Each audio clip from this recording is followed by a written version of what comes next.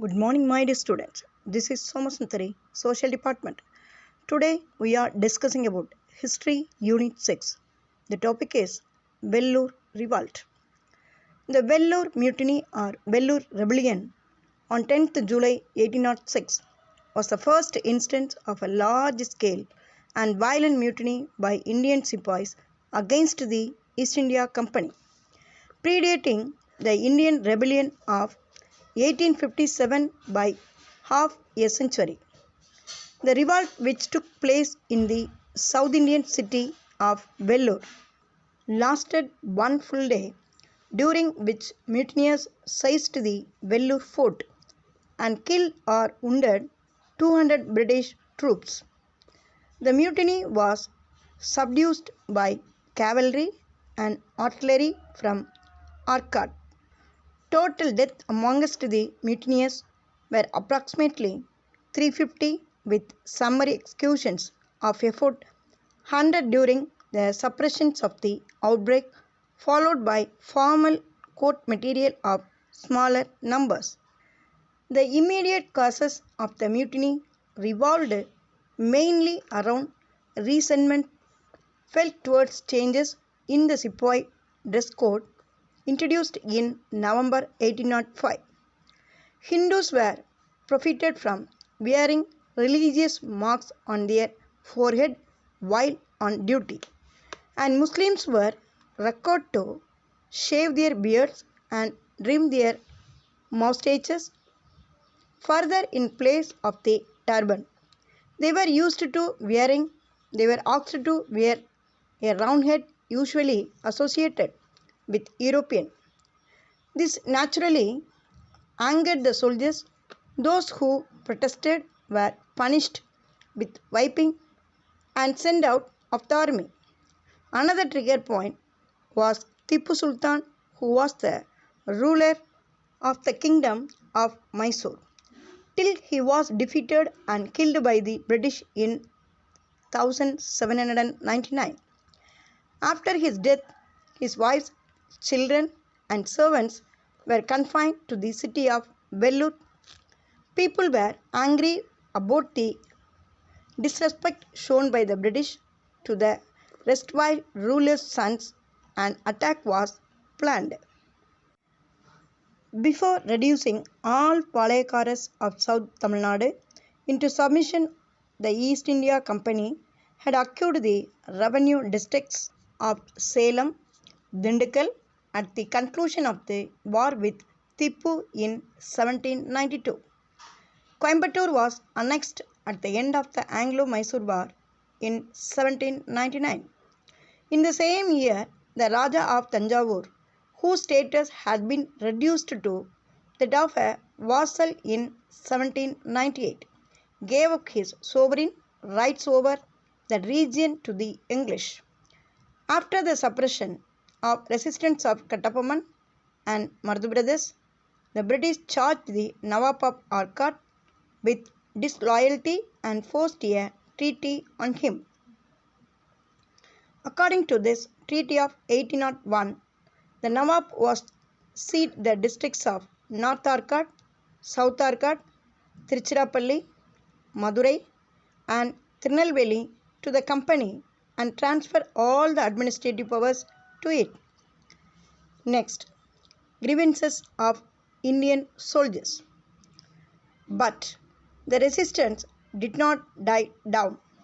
The dispossessed little kings and feudal chieftains continued to deliberate on the future course of action against the company government. The outcome was the Vellore Revolt of 1806. The objective conditions for a last-ditch fight existed on the eve of the revolt. The sepoys in the British Indian Army nursed a strong sense of resentment over low salary and poor prospects of promotion. The English army officers' scant respect for the social and religious sentiments of the Indian sepoys also angered them. The state of peasantry from which class the sepoys had been recruited also bothered them much. With new experiments in land tenures causing unsettled conditions and famine breaking out in 1805, many of the sepoys families were in the dire economic straits. The most opportune situation come with the sons and the family members of Tipu being interned in Vellore Fort. The trigger for the revolt came in the form of a new military regulations notified by the Commander-in-Chief Sir John Cradock. According to the new regulations, the Indian soldiers were asked not to wear caste marks or earrings when in uniform.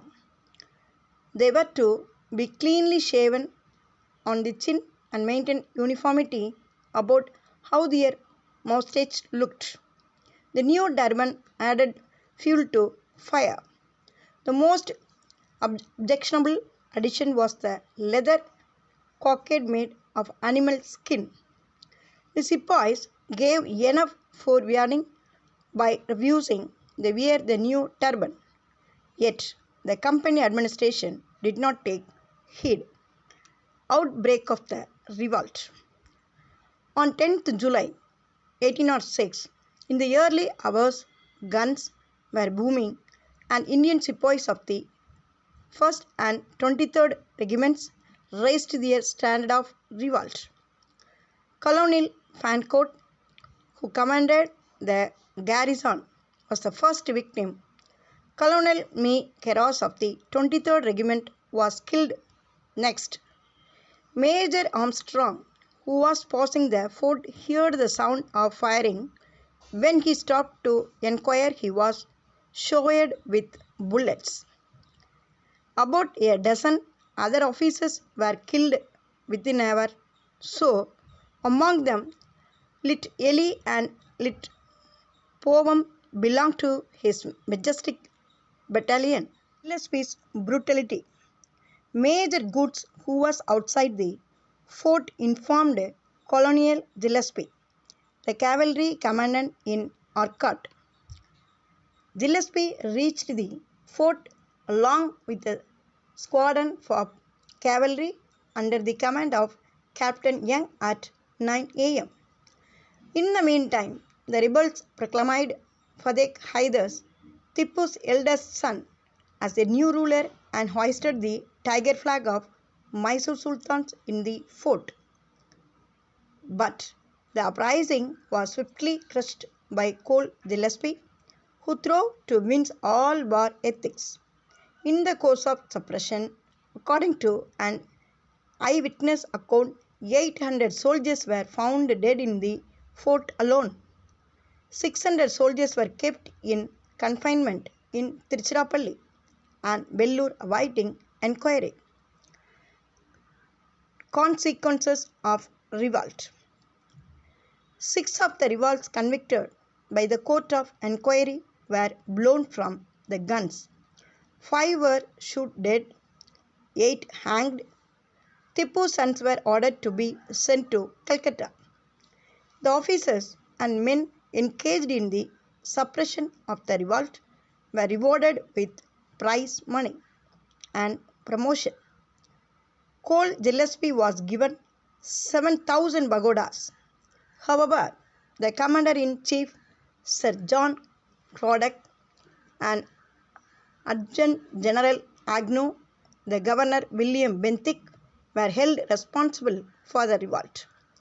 Removed from their offices and recalled to England, the military regulations were treated as withdrawal.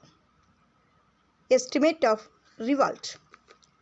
The Vellore revolt failed because there was no immediate help from outside.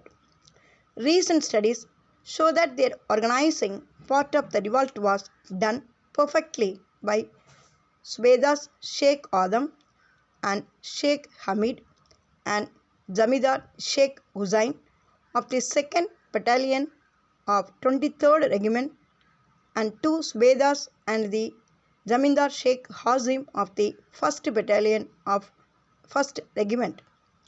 Vellore revolt had all the forebodings of the Great Rebellion of 1857. The only difference was that there was no civil rebellion following the mutiny. The 1806 revolt was not confined to Vellore Fort. It had its echoes in Bellary, Walajabad, Hyderabad, Bangalore, Nandidurg and Sangaridurg. Students, now I will give you some one more questions from today's topic.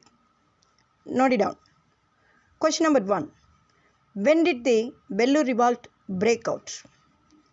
When did the Vellore revolt break out? The answer is 10th July 1806.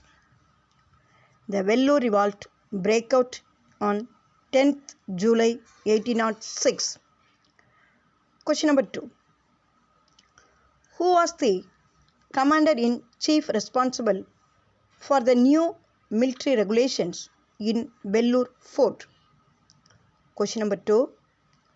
Who was the commander-in-chief responsible for the new military regulations in Vellore Fort? Answer is Sir John Braddock. Sir John Braddock was the commander-in-chief responsible for the new military regulations in Vellore Fort. Question number 3. Where were the sons of Tipu Sultan sent after the Vellore revolt? Question number 3. Where were the sons of Tipu Sultan sent after the Vellore revolt? Answer is Calcutta. Answer is Calcutta. Question number 4. Dash was declared the new Sultan by the rebels in Vellore Fort. Question number 4. Dash was declared the new Sultan by the rebels in Vellore Fort. Answer is Fateh Haidar. Fateh Haidar was declared the new Sultan by the rebels in Vellore Fort. Question number 5. Dash was annexed at the end of the Anglo-Mysore War in 1799.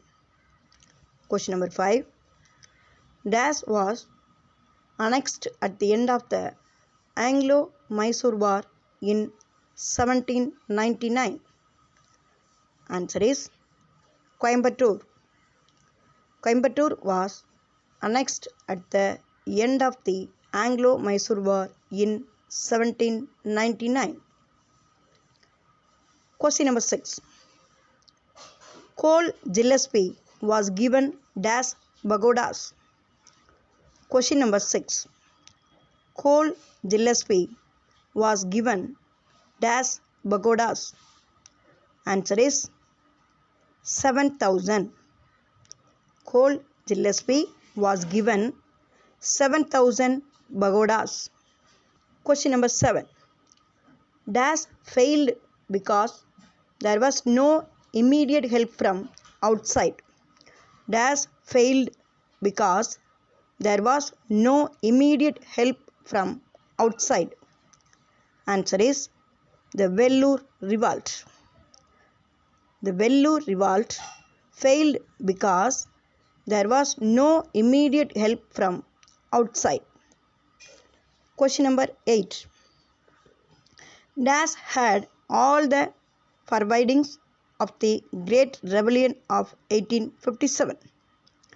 Dash had all the forebodings of the Great Rebellion of 1857. Answer is Vellore revolt. Vellore revolt had all the forebodings of the Great Rebellion of 1857. The last question. Dash suppressed the revolt in Vellore Fort. Dash suppressed the revolt in Vellore Fort. Answer is Gillespie. Answer is jealousy. Students, now we are going to end of the session. I hope you are all observing the class properly, isn't it? Well done. Children, reading practice is very important. So you must read the 2 times today's topic. Tomorrow I'll ask few questions from today's topic, Vellore Revolt. So revise properly. Thank you children. See you next class.